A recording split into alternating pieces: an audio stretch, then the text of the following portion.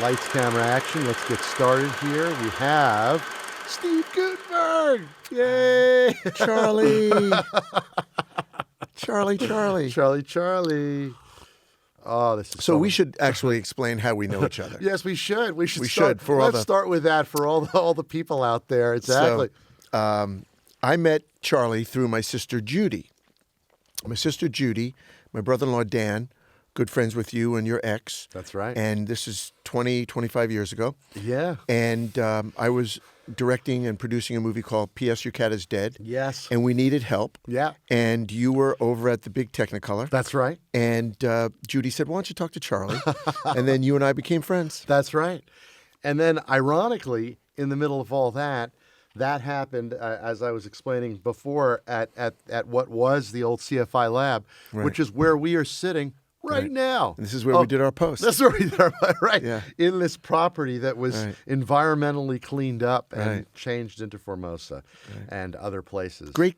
Who's doing the color correction? Really terrific artist. What's his Well, name? you had Dana Ross, probably. Dana Ross, right. He was color great. timer, who's still around. God bless What him. a talented guy. What a lovely man. Yeah. So now I want to dive in because I know I have like some somewhat intimate knowledge of early life, but I don't have like all of the background of you ramping to the point where you decide to become an actor. You're growing up. You're born in Brooklyn. You're raised in Queens. You moved to Massapequa. Give me that early snapshot of the stages in your life that led you to become or want to be an actor. Really lucky. I think, so much is skill and professionalism and talent, but I do believe that God comes into it. And I was very, very lucky to be born into a wonderful family, mother and father who were hardworking and had great work ethic and values and a great value system. So we came from Borough Park, Brooklyn, about 49th and 10th. It's where my parents were born and grew up and met. And I was born in Maimonides, which was the old Israel Zion. I grew up for a few years in Brooklyn. Then my parents moved to Queens, to Flushing, Franklin Avenue, which I recently visited a few years ago, which is great.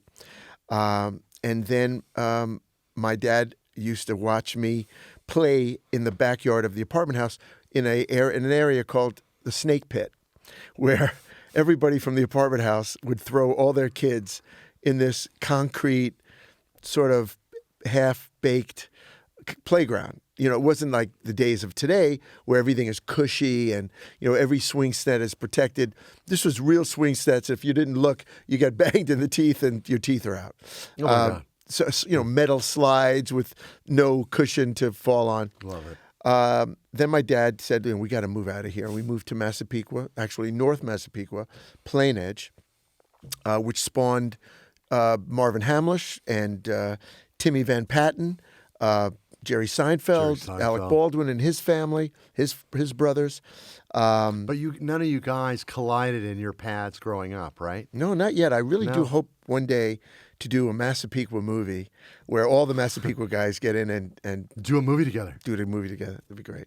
And I had a terrific childhood there, very healthy childhood. The days before cell phones, before there were weirdos roaming the neighborhood where you could actually leave your house and your mother goes, come back in 4 hours. And you come back when the sun's going down.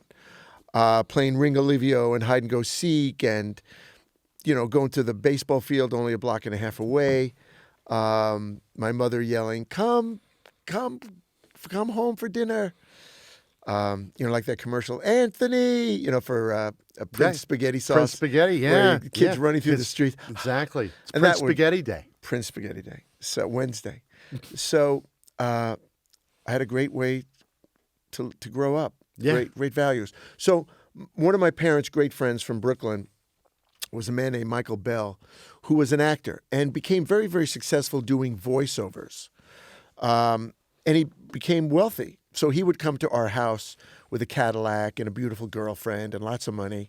And people would say, what do you want to do when you grow up, Stephen? I said, what does he do? They said, he's an actor. I go, well, that's what I want to do. And that's really how it started.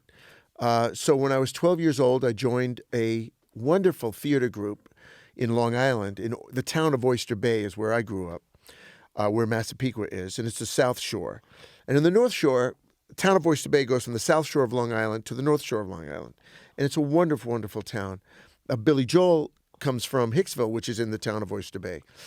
So I joined the Teen Repertory Theater, which was an acting group which did plays in the summer. 3 plays, Rapunzel, that sort of thing. And we did them at libraries for children. It was children theater. And a wonderful acting teacher, my first acting teacher, Marilyn Rosen, who herself was a great dancer and a great actress. And she took this ragtag group of 12 people that you had to audition for this position, which was actually competitive to get in. I got in. And there were 4 girls, 4 guys, and we did plays. And I loved it. I loved the discipline of learning your lines. I loved the discipline of being there on time. I loved the discipline of changing into your wardrobe, putting on your own makeup. I learned makeup. I learned wardrobe. I learned how to present yourself.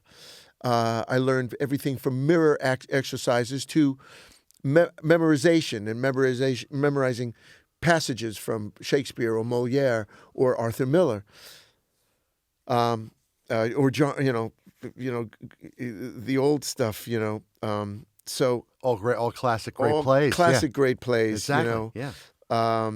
Golden Boy. I had to learn passages from Golden Boy.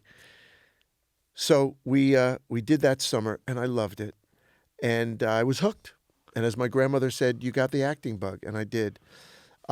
And then my father, when I was 14, I was a terrible student in mathematics. And in New York City, New York, they have something called the Regents exam.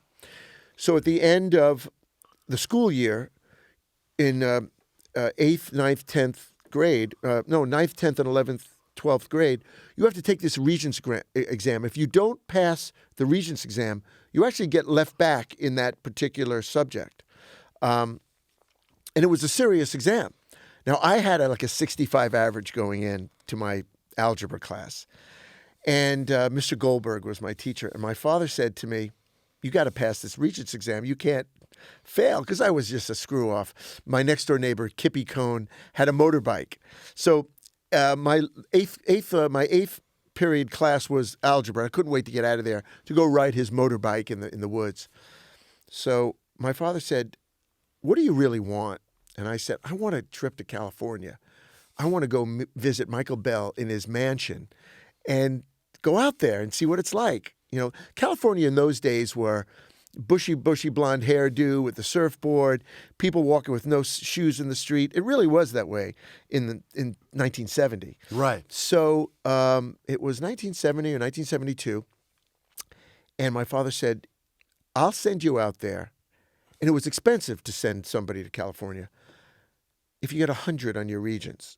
That's like saying right now, you and me, Charlie, are going to practice basketball for a month and join the Warriors. Yeah, exactly. That's the chances of me getting 100. Yeah, we're going to be Olympic athletes. We're going to be Olympic athletes. Yeah, exactly. Right. Yeah. The chances are about that, of me and you doing that. So I got this book called the Barron's Regents book. And it gave all the past exams from the algebra Regents. And the Regents was in, I guess, April. And I started studying in October. And I sat down every night at my parents' kitchen table with my Barron's Regents book and the exams. And it was literally like if I had to learn Mandarin in one day. I mean, that's how adept I was at algebra. But every night, I sat down, disciplined, for 2 or 3 hours a night. And I took these past exams. And I did it every day, 7 days a week, every day till the exam. Now, I just wanted to pass the exam. I really knew that there was no chance I was going to get 100. I just wanted to pass because I didn't want to take algebra again. It's pretty embarrassing. So I just wanted a 65. I love it. So I studied. The day came for my test, and I didn't even tell my parents I was taking the test because I just didn't want them to get on me about, you got to pass this test. And I think my parents forgot about that sort of little deal, which I sort of forgot about it to an extent, but I just wanted to pass. Took the exam, and a few days later, Mr. Goldberg, who said to everybody, whoever gets 100 on the algebra regions gets to fly in my plane. He had I think it was a Piper one-engine plane, single-engine plane, or Cherokee. And he kept it at the Fairfield, I forgot what it was called, Fairfield Private Air. Someone having a private plane was unbelievable. Of course. He had a private plane. So I took the exam right next to Kippy, and I was just praying to get a 65. And I remember there were kids like Ray Masiello and Warner. I forgot Warner's last name. They were the 99 students. They had perfect scores in Mr. Goldberg's class. I sat in the back with Kippy, sending notes to each other. Hey, what time are we going to ride the mini bike? Oh, hopefully I could get gas from my father. That's all I did in algebra. So I took the exam. And I came home, and I was just hoping to pass. So I remember I went in that day to class when he was going to announce, who got what. And I was just praying I got a 65. And Mr. Goldberg said, well, I have 3 classes, because, teachers have many classes. He says, I have 3 algebra classes. And out of those 90 students, one person got 100. And Werner was, he was from German parents. They are so disciplined in their study, and he was just standing there waiting for the 100. And there's Ray Masiello just waiting for the 100. And I'm sitting there with Kippy Cohn going, I hope we got a 65. I hope because I want to ride that motorbike, man, that mini bike. Because I knew my father would just destroy me, if I didn't pass. So he looked around and he said, that person's in this class. So, I couldn't, these guys were puffed up like roosters. And he said, and the 65 goes to Mr. Guttenberg back there. Now, I'm passing it back to Kippy Cohn going, hope we can ride the mini bike. And I looked up, and every head in the classroom looked at me and went, what? Because I was just a dummy. And Mr. Goldberg said, congratulations, Mr. Guttenberg. You've got a free ride in the plane. I couldn't believe it. And all of a sudden, it was the first time I ever saw what fame does. Every head in the classroom turned toward me and was amazed and awed, and my presence was given room. And we took the last class, and whatever that last class was, and at the end I got up, and Mr. Goldberg said, come over, and wanted to take my phone number down because he wanted to make plans to give me my ride in the plane. And as I walked out, all the guys gave me such props and such respect, and all the girls were thinking I was good looking, and everybody was shaking my hand and patting me on the... I never got any of that adulation ever in my life. I was invisible every day of my life in school. I was not an athlete. I was not a star student. I was not very handsome. I was invisible. And all of a sudden, not only was I visible, but throughout the day, people were coming up to me, batting me on the... Well, I got home that day, and I waited till my father got home. I remember we had an above-ground pool, and I was standing on the edge of the pool, vacuuming. And I remember Jaws was out around then. And I was so afraid that a shark was going to come out and eat me from the above-ground swimming pool. Right, of course, yeah. So my dad was home, and I said, Dad, I got to talk to you. So I put down the vacuum, and I ran out. And I said, Mom, Dad, you got to sit down. And they said, what? I go, I got 100 on the Regents. And they said, no, you didn't. I said, I did. And you have to send me to California. And my father said, come on, you didn't get it. And Mr. Goldberg called that night, and that was a big deal.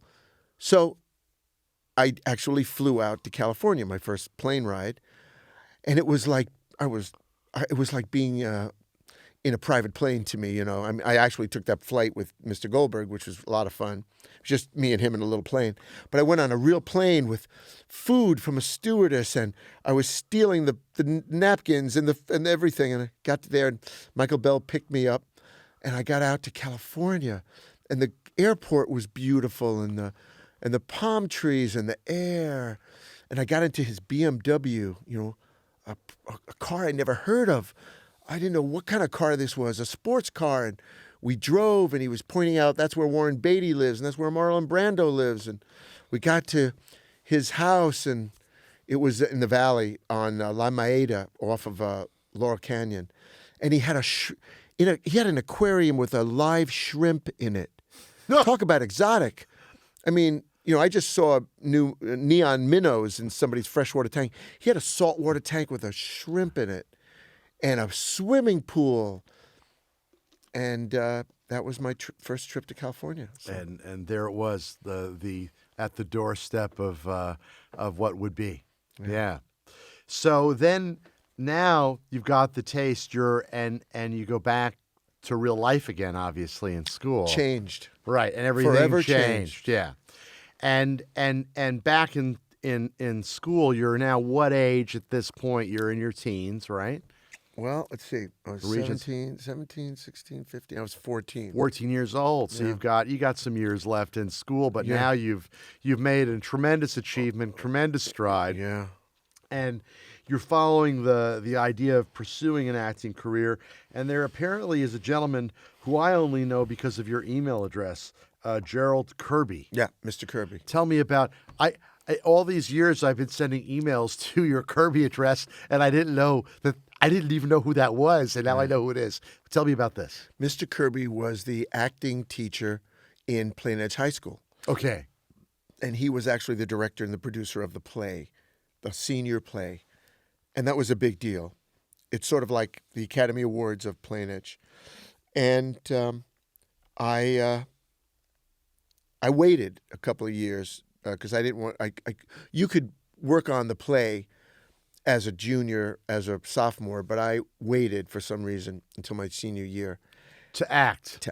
Because I was so embarrassed. You know, I came from a tough high school where there's a lot of rockos and leather jackets and tough guys. Yeah. And to be an actor is. Was Joey around then? Yeah, Joey Papalato. Yeah. Absolutely. I didn't know Joey. Joey was the hero of Plain Edge. Joey was guy who was drafted by the Yankees, really good looking, owned the pizza shop in town, which is like owning, Nobu. Yeah. And it really was, Yeah.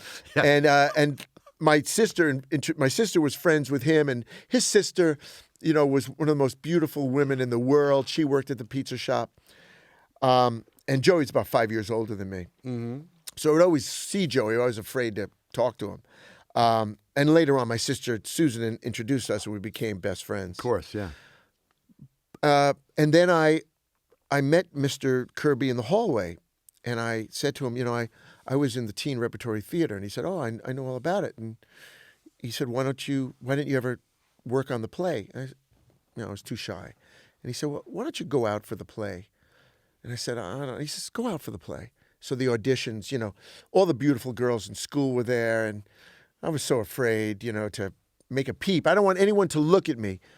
Being invisible was great because you didn't have to do anything. There were no consequences. No, all my friends were the smart kids, but more nerdy. I had one really cool friend, Russell Remendino, who lived around the block from me and befriended me. And he was a sports star and good looking, and he was my only really cool friend. All my other friends, Epstein and Don Puller and Bob Cantor, and, they were all, basically, the Jewish smart kids who really aren't getting any of the pretty girls or hitting any of the baseballs, My friend Epstein actually was on the football team. He's just no neck, and, I don't think he played very much, but...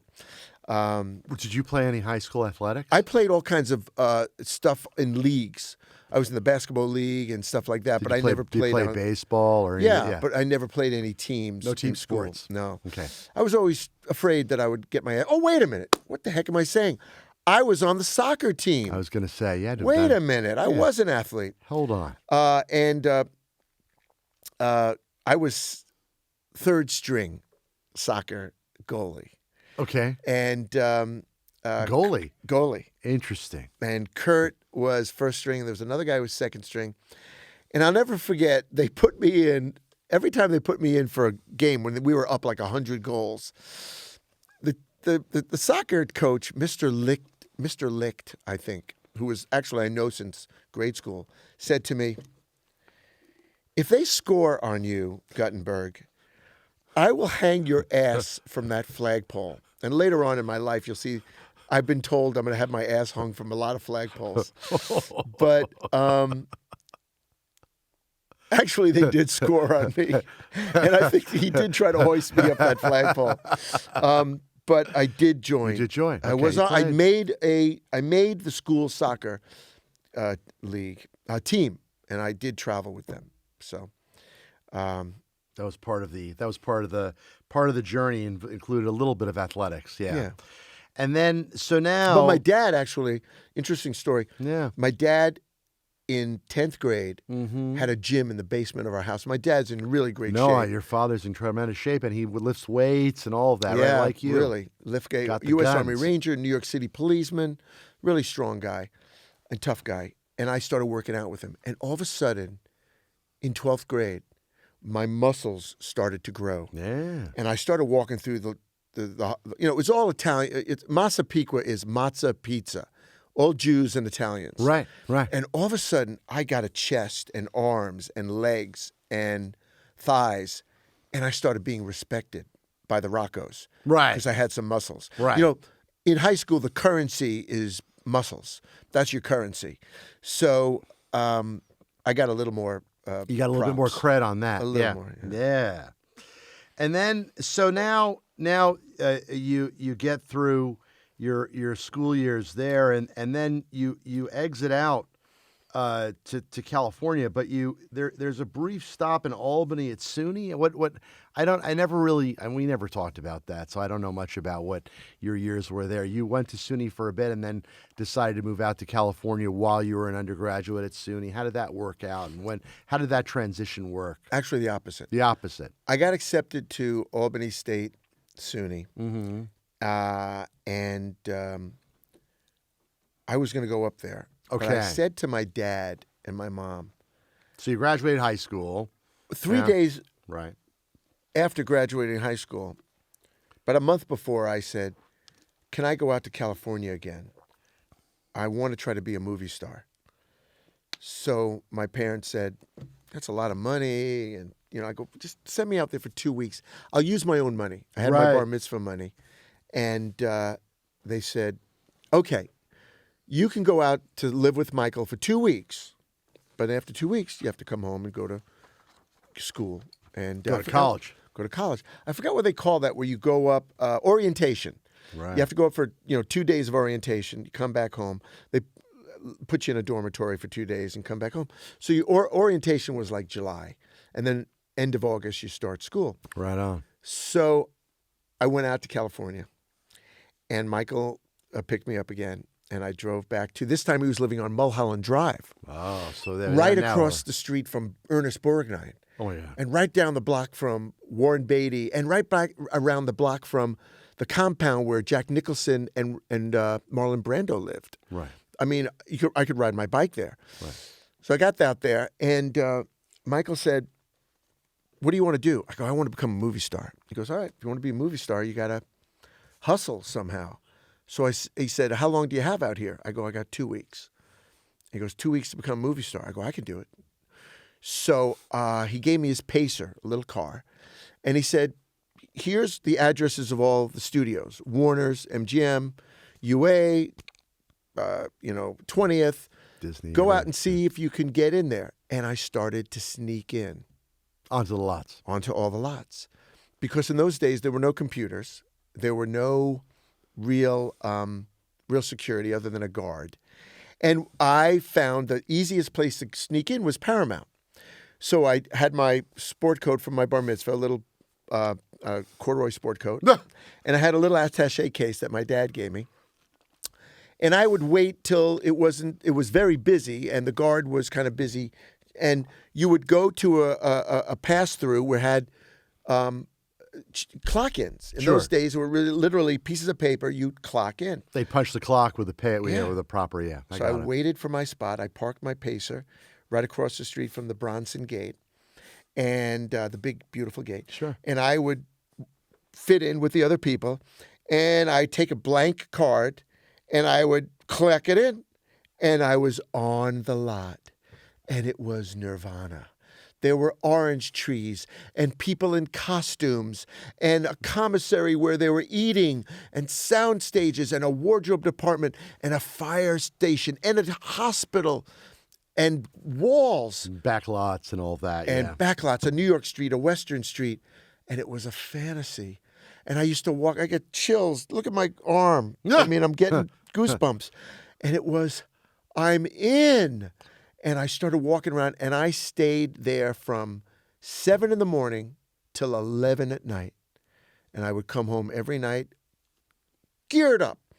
And I would walk around, and I would look, and I would sneak into all the executive offices. And I would look at their desks, and I would see, Michael Eisner's desk, and all the vice presidents, Larry Mark's desk, and all the that little beautiful area where the green is and all the executive offices are around it. And my dad's an electrical engineer, and I would always make radios and things like that.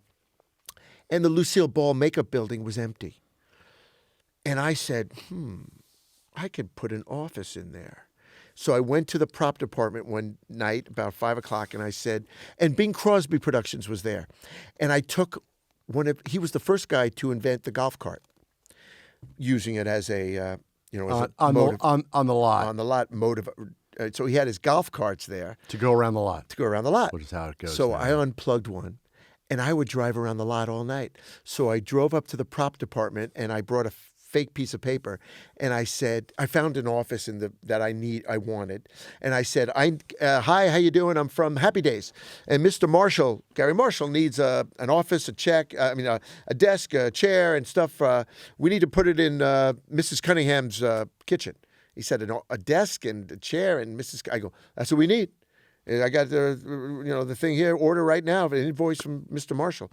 And he said, okay, take what you want. So I loaded it onto my thing. I drove up to I lugged up these desk and chair and a little mini couch. I mean, and I made myself an office.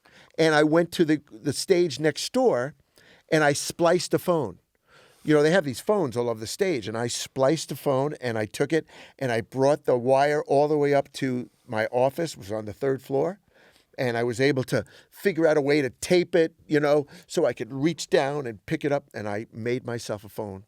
And I started making phone calls and calling. On Thursday in Variety, people don't really, it's a great thing to remember. Thursday came out television. I don't know if you remember. Friday came out film. So you could literally, I used to go to Nickadel's, which was next to Paramount.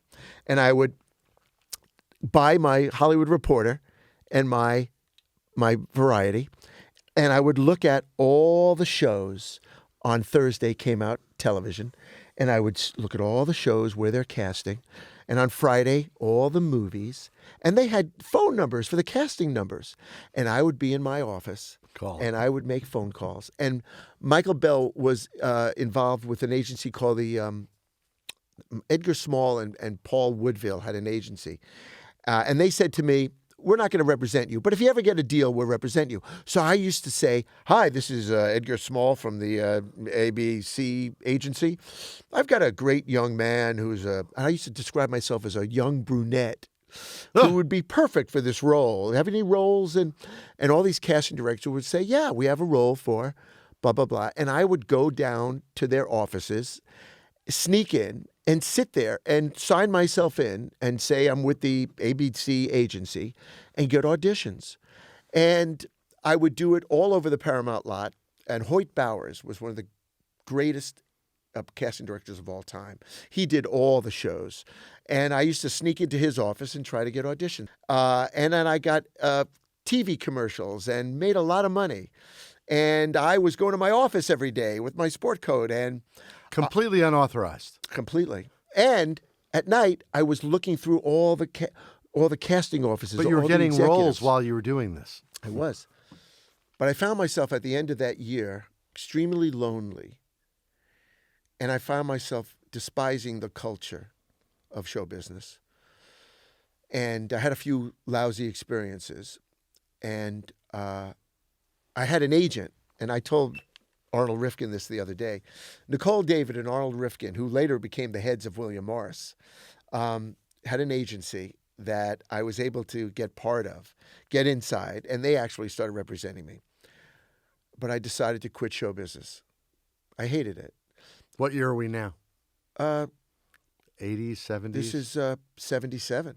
Yeah, so it's early. This is the beginning. Yeah. It's the beginning. June of 76 to June of 77. Okay. So I walked into Arnold's office and I said, I'm quitting and I'm going back to school. He said, why? You're doing so well. You got a pilot, you got a movie. I did a movie called The Chicken Chronicles.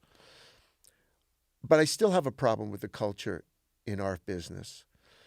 Bruce Willis did a very funny bit one time. He said, let me tell you about show business.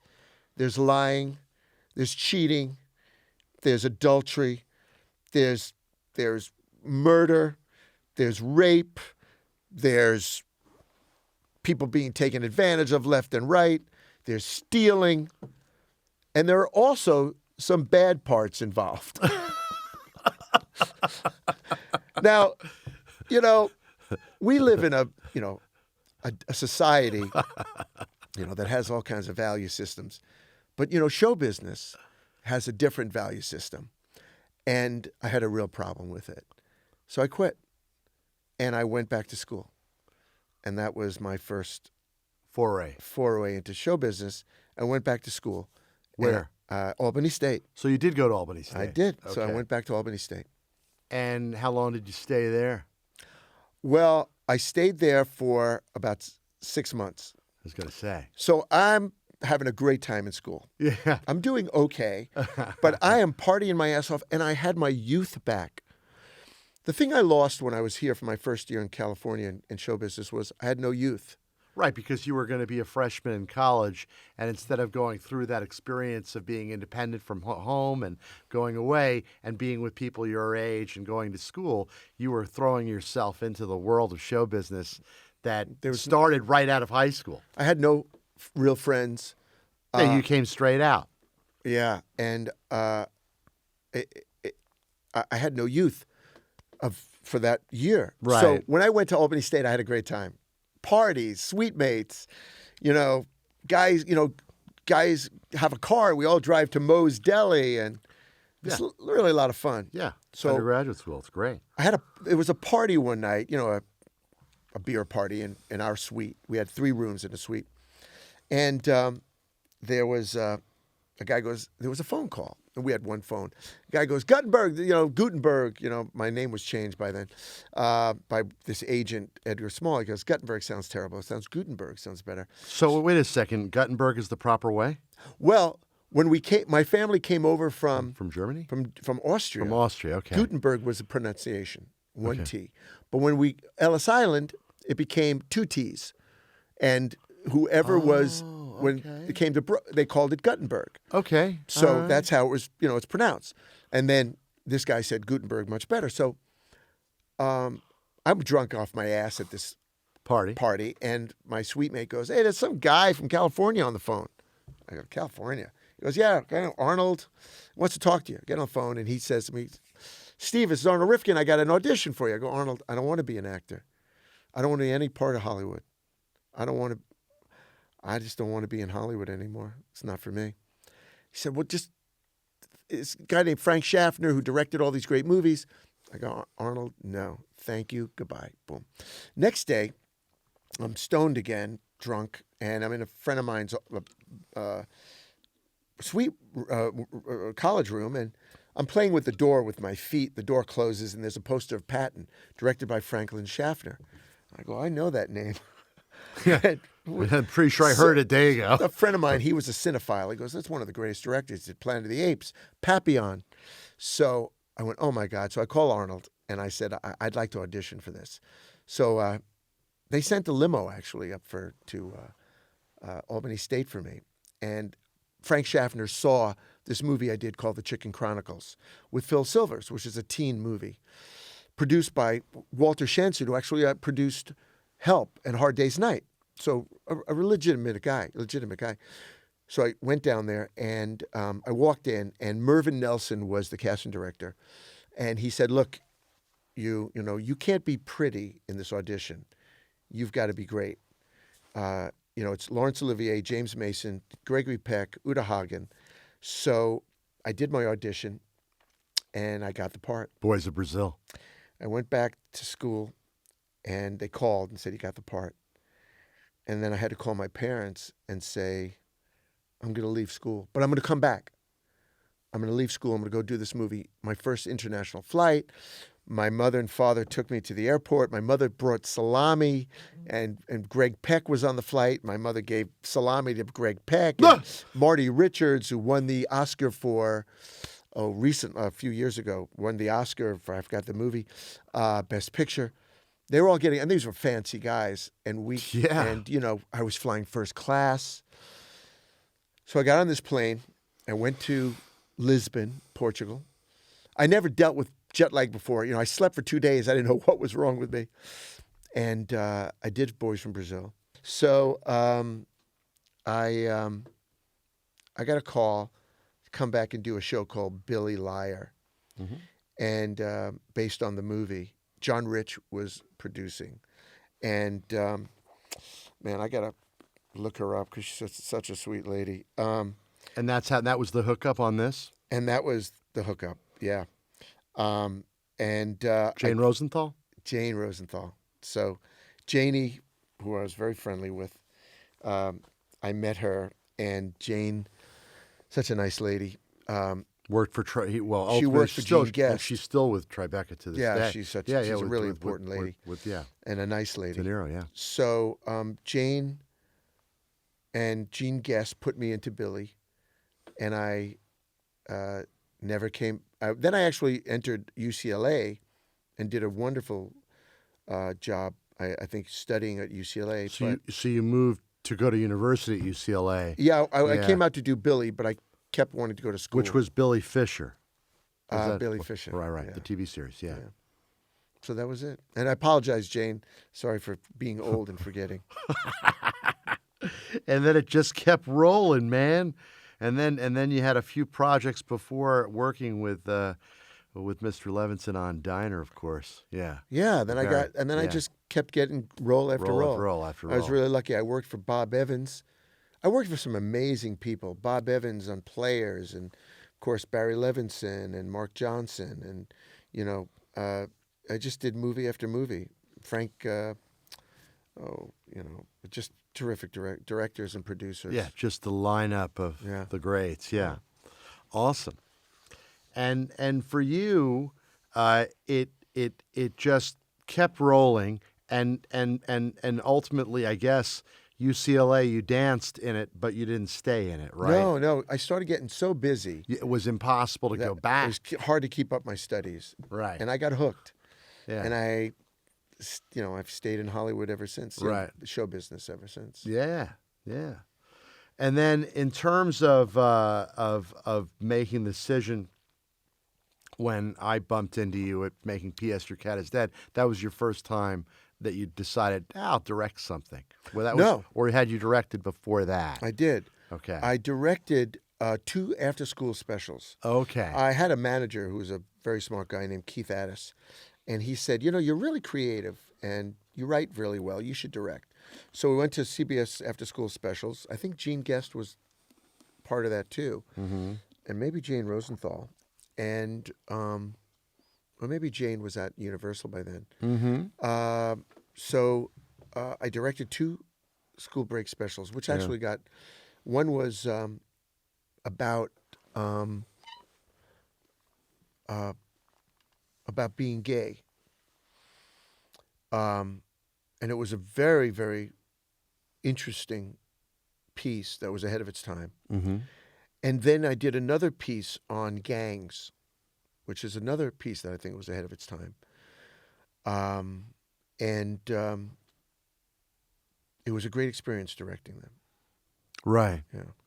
And then there was another guy, I forgot Frank's last name. Frank actually, I think, was one of the big producers on Game of Thrones. Him and a guy named Howard Meltzer produced these 2 school break specials, and it was pretty great. Right. So then And- when I did PS, Yeah. I'd already had a little directing under my belt. Right. So you'd already done stuff. Yeah. And you chose that because you love the story and you adapted it a bit on, I guess, on Broadway, right? Yeah, P.S. Buchanan is Dead by James Kirkwood was a really fascinating story, and it was another show that was ahead of his time. Story about a straight actor and a gay burglar, and they spend New Year's Eve together because the actor catches the burglar. James Kirkwood was gay and wasn't afraid of talking about it. Coming out. Yeah. And in those days, it was a really progressive piece. Right. Right. It was of a play. course. Yeah. And actually, Sal Mineo did the play. And directed by that great Scientologist acting teacher from the Beverly Hills Playhouse. I forgot his name, too. And he was the original director. It's just a great piece. And how do you feel now about, because you rode through some of the biggest of the sort of the tentpole era of film as theatrical presentation, and now we're swimming in new waters. And how do you feel about the waters that we swim in today, the non-theatrical exhibition waters that still is a movie-making world, the streaming world and everything that we live in now is sort of, the theatrical world has sort of been not taken away, but it's pivoted. Yeah. Well, as much as things change stay the same. Stayed the same, right? We have self-driving cars, but we still have a round steering wheel, which was 1910 or whatever, and we still have a gas pedal and a brake. No matter what, we still have those things. People, audiences, will always be interested in watching other people. They did a study, I think it was Jane Goodall did a study about who's the most popular chimp in the pod. Now, people might think it's the strongest chimp or the smartest chimp or the best looking chimp. No. The most popular chimp in the pod is the chimp that will put his head into a beehive, come out with the beehive on his head, running around, hitting himself on the stick, and falling off a cliff. That's the most popular chimp in the group, the entertainer. The entertainer will always be the most popular person in the world. Always be. Now, we could have the Pope, you could have the President of the United States, you could have premiers, you could have dictators, you could have mafia chiefs. But the guy who can tell a joke and make someone laugh or make someone cry or make someone feel is the most popular.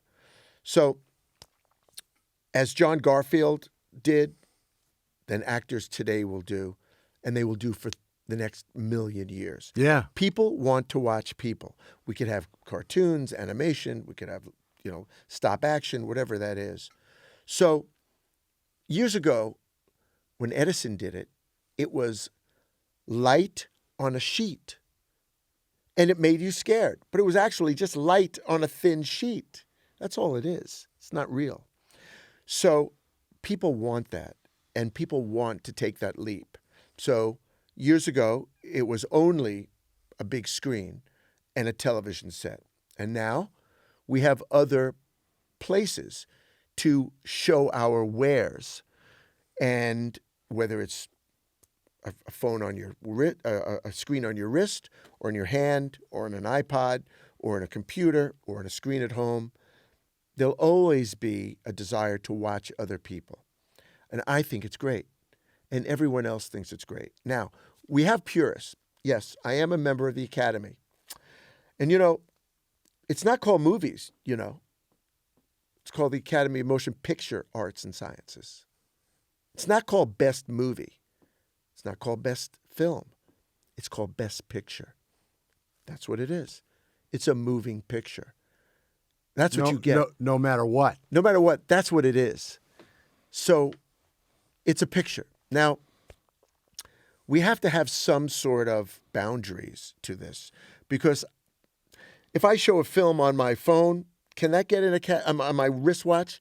Can that get an Academy Award? You see, when you go to a theater, you can't eat fish, although my grandmother used to go to the movies and eat baked salmon in the movies. And then her seat in the theater. Yeah, and everybody would go, who's eating fish? You can't go to the movies in your underwear. You can't iron. You can't diaper the baby. You can't walk away for a few minutes and then come back. Basically, you have to sit in your seat and you have to be an adult. You have to have good manners and you have to be polite because there's a theater full of people. It's a social experience. Exactly. Now, there is a difference. So I know that there's an argument now about Netflix or Hulu and can they be up for Best Picture? I don't know. That's to be decided. That's to be debated, you know. Because the experience. Well, the experience of going to a theater and keeping your pants on as opposed to taking your pants off and sitting and watching Hulu. No, there has to be some dignity, you know. When you go to the theater in New York, Broadway or Minneapolis or Los Angeles, wherever, anywhere the theater, you can't go in your underwear. You got to wear clothes. Be an adult. Yeah. So yes, things have changed, but there's still a camera, and it captures people, and that is forever and terrific. I think what's great is there's more places for people and actors and artists and directors and grips and photographers and cinematographers and wardrobe people to work. More work is better. We need more work. You know, there's some crazy... More content being made. There's only 3% of all the actors make a living. Can you imagine? Not good. Out of 200,000 actors, you know, 6,000 people make a living? It's unbelievable. Imagine around the world. So I do believe there's something else that I'd like to bring up. Our society has thrown our value system away. Integrity, character, discipline. They were all thrown away when that book came out, How to Win Friends and Influence People. Now, years ago, how you won friends and influence people was by being a good person. So this book came out, which is a huge bestseller and still is, that says, I know how you can make people like you. Charlie has a pen in his shirt. If you come in and you want to sell Charlie these cups, say, oh, Mr. Hertzfeld, I love your pen. It's a great pen. That's a great pen. And Charlie, you will go, ooh, I like this guy. He likes my pen. I'm going to buy some of your cups. So they taught you, as opposed to character, integrity, discipline, thoughtfulness, kindness. Those qualities don't matter anymore. What matters is making the sale. Oh, I noticed your daughter plays soccer. I brought this soccer ball because I just want making people like you by bullshitting them. And that's what started a whole different society. Now, we are in that society of selling and learning how to twist things and how to make things work to get the sale. Well, it kind of raises another question that you've led to that I love the topic of, which is the idea of stardom, marquee value, name, right? Mm. The marquee, or as it was, the marquee was the movie theater marquee. Yeah. Steve Guttenberg on a marquee, on one of your big films that consumed the public's attention, was a star-building process, right? Now, what is the new world of building a star? Comes through social media. It comes through Instagram, Facebook, YouTube, whatever. You know, people having followers, but it's more the Wild West. Like I can go out there and even this podcast will ultimately get broadcast on YouTube. It'll be available, you know, in all different kinds of ways. Sure. Listen, watch. So there are different channels to get content out. But when you think about it, when you talk about integrity, where there in the movie business, especially in the era that you've inhabited, there was a bar that was set that you couldn't pass through unless you were able to engage in the process with all of the tools that were needed to one made a movie with on a set with film rolling and lights and dollies and all of the barriers to filmmaking. And now I'm not saying that just because you have an iPhone you're a director or a digital camera, but the barrier to call yourself a movie maker has changed. Yeah. Right. So and that's both great, and then also it is, after all, a craft and an art form. And you took it seriously because you went at it with the idea that growing up, you loved the theater, you loved acting, you loved the process. Of course, the driving force has many components, but discipline is a big part of it, and getting to that place, right? So it's not the idea of growing stardom or creating the attraction of what that once meant has also changed. Yeah. Well, what do you think about that? I mean, it's maybe an anomalous thought, but it's not entirely an anomalous thought. Well, right? Yeah. Discipline, integrity, character, nobility.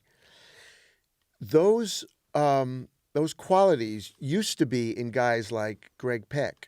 And when you worked on Boys of Brazil, Olivier, perfect example. Mason. I mean, here you are, right?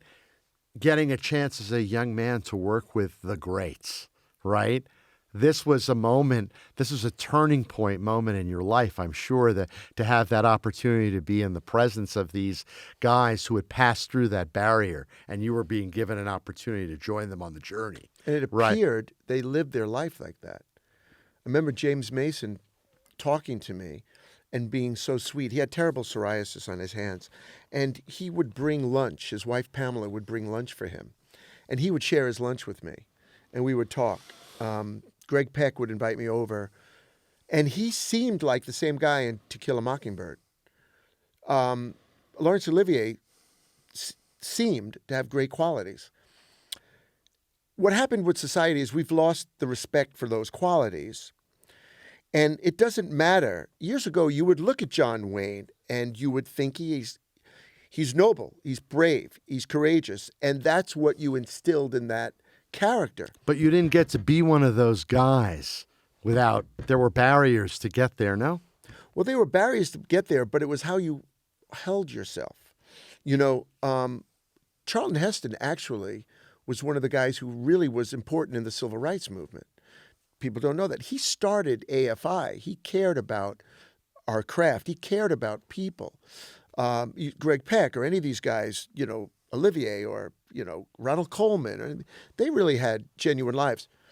Today, because society doesn't really respect it, and we see it out of some of our greatest, most powerful politicians, that it doesn't matter, those qualities. And those qualities aren't respected and actually can't be found. And they're only found in one place today. Those qualities are only found in superheroes, imaginary people. When you go to Iron Man, Aquaman, any of these superheroes, the Avengers, they're all flawed characters who at the end of the story do what's right. And they're imaginary. Years ago, movie stars Bogart seemed to have qualities of integrity. That's what was advertised in those days YouTube or any of the social media today. That was Screen Digest or The Mirror or any of those famous Hollywood magazines. Publications, yeah. You would see these people at home living good lives. Now on social media, hey, if you do a porno, you get to be pretty famous. Years ago, Fatty Arbuckle, did essentially a rough porno, and he got bounced out of the business. You do a porno today and you're a star, you know? So those qualities aren't respected anymore. What's really more respected today, well, it's always been about money, but Volume of viewers, it's really about creating a frenzy of some type. Notoriety, infamy, not being famous, being infamous. You could be a criminal today and be sort of heralded. You can do the wrong thing and get a lot of juice out of it. And I'm no angel, but I do believe that what we do on screen or on this screen or on this screen or this screen affects people, and they emulate it. Human beings are lemmings. They'll just follow whatever anybody says. That's how the Nazis and Hitler became so powerful. You just follow a charismatic guy. Whoever's the most certain is the guy people will listen to. So if you're certain your lifestyle, if you see on any of these shows, who has the biggest house, who has the biggest car, who makes the most money, they're the ones who are respected. Years ago, you could be a bus driver, have 4 kids, and someone would say, your dad's a bus driver? That's so cool. And be respected and have a good life. And, as my father-in-law says, years ago, a guy who was a bus driver could have a wife who didn't work, have 4 kids, and live a good life and buy a house. That's hard today. And the bus driver's not respected. You've got to be a hedge fund guy. You've got to be the head of a band. You've got to be an NFL player. You've got to be famous or, To reach the status. Yeah.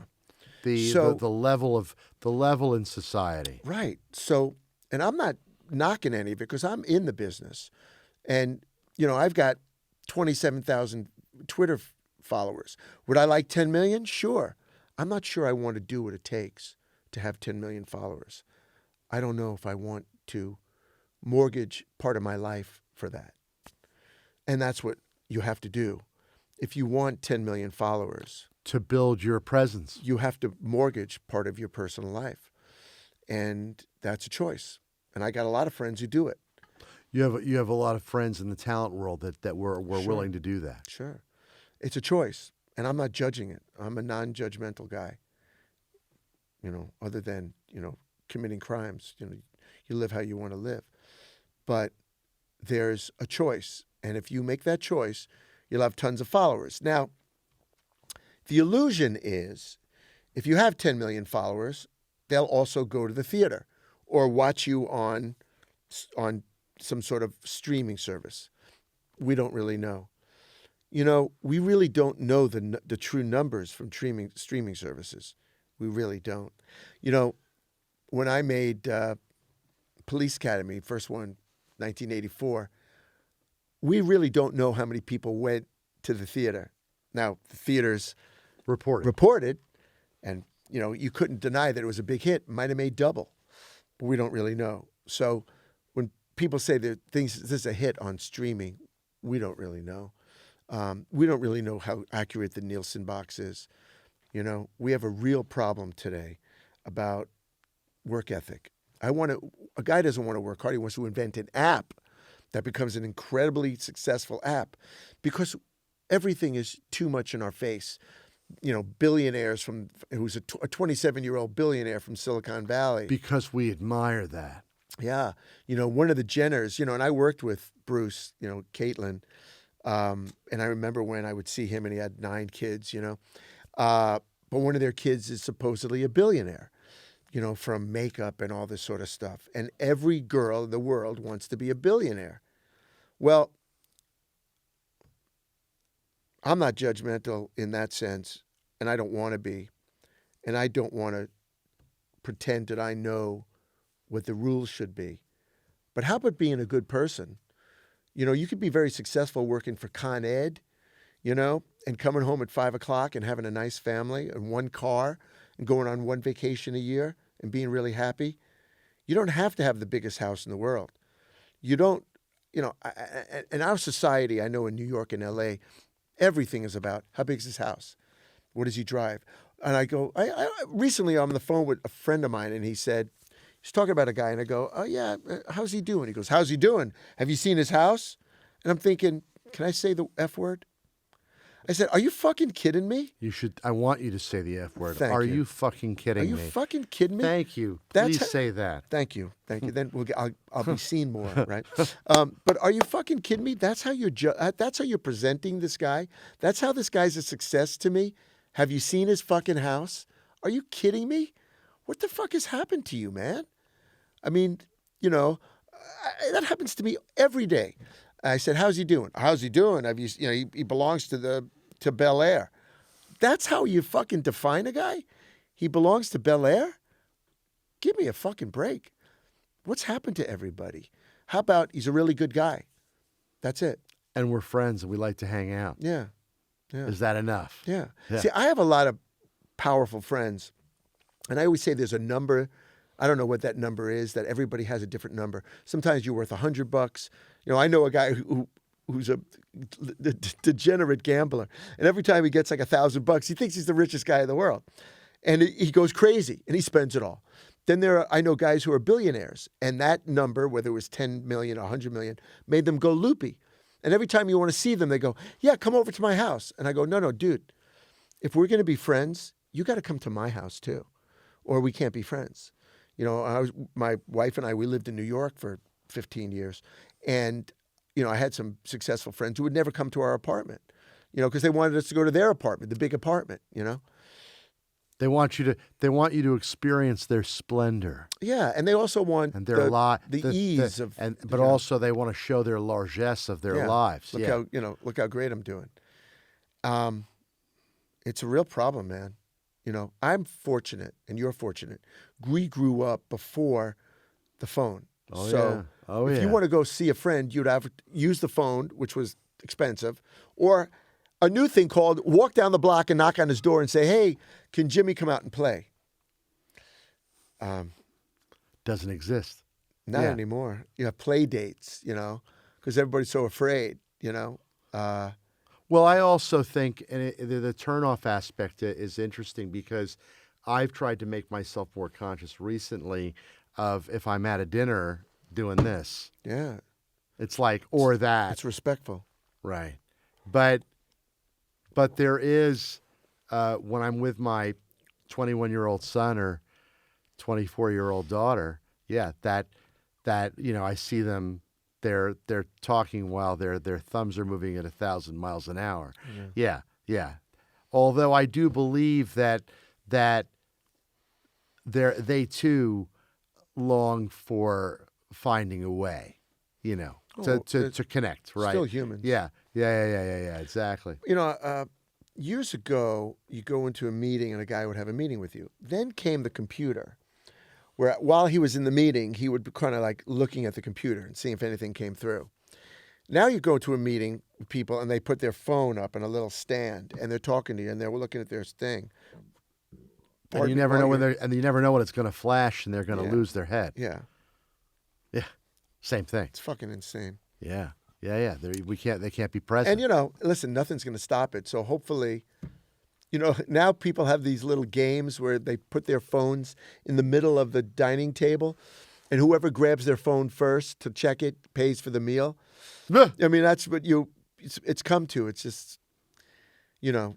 It is nutty. It is nutty. And I don't want to be an old fogey because, I'm as progressive as any leftist guy around. I want equality, and I want us to not see gender anymore, and I don't want anybody to see sexual preference and color or religion. And I'm a Jew. I'm not white. I'm not a white guy. I'm a Jew.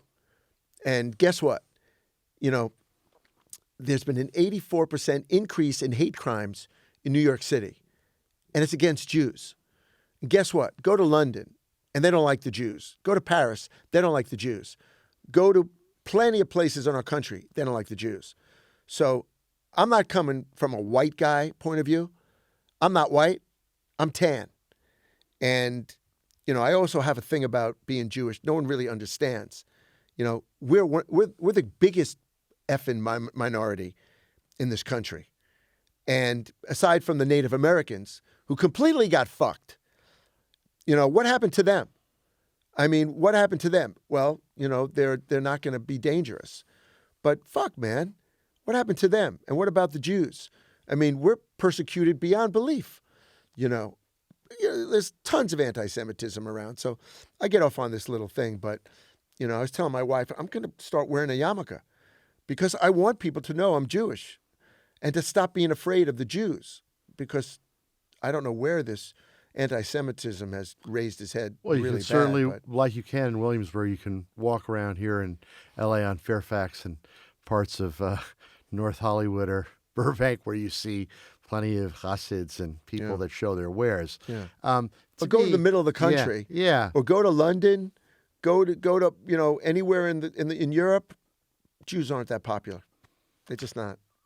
Yeah.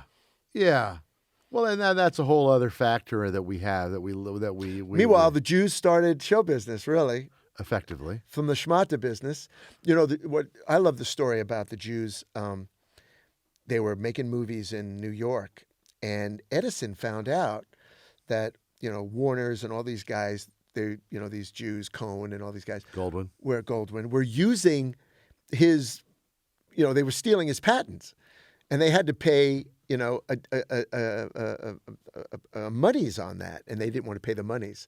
So they all ran out to California to get away from paying the patents and using the cameras out there, which I thought was really cool. It's hilarious. Actually, I think Edison had, my father-in-law actually showed me a building where Edison in Buffalo had his first screening room, which was kind of cool. Yeah. Interesting. Yeah.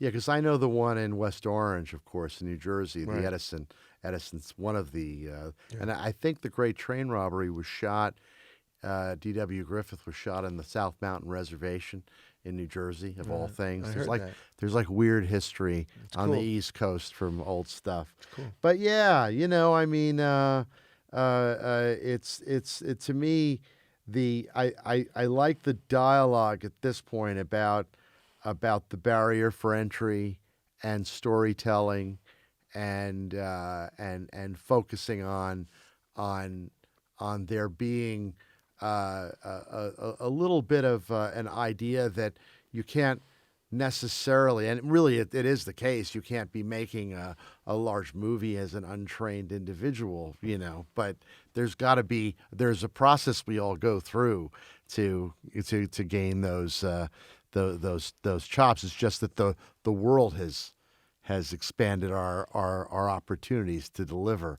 and to create, as you refer to it, this idea of popularity rather than the craft, I guess, in a sense, right? Well, listen, years ago, there were some really good-looking actors that didn't have to have much talent, just be good-looking. Right. I mean, I think Troy Donahue was a good actor, but he was so good-looking, And today, talent isn't as respected as your followers, how you look, and Right. And actually, having any kind of real stage experience or stage training or real theatrical training. Right, that's what I'm isn't thinking. as important as just being there. So what's next, man, for you? What's Oh. on? What's coming up? I know you did the stuff with HBO, and then you did a series in Florida. And what's coming up next for you? Well, I just got done. I was in Europe working on a film called Big City Dreams. It's a really interesting director. Played a gangster. And coming up in July with Wally Shawn, I'm going to do Woody Allen's next movie, his summer project. And Oh, nice. that's what I got coming up. And Christoph Waltz is in it too. Kim Basinger, Wally Shawn, me, and a host of other really great actors. Oh, wonderful. So you're going to be in the summer project with what he says. Yeah. Wonderful. Yeah. Yeah, because you did the play as well. I did Relatively Speaking. Yeah, because John talked about that. Did he talk about Relatively Yeah, Speaking? because he was involved. He was the director. Yeah, that's what I'm saying. He was. Wow. Yeah. What did he say about it? He loved it. He was. did? Well, he loved working with all the different sections, right? Yeah. Wow. Yeah, he was a good director. Yeah. He was really great. Well, wonderful. Well, thank you so much. Thank you. For joining here today, man. Thank you Thank so you, much, brother. Charles. Love you. Love Thanks, you man. too.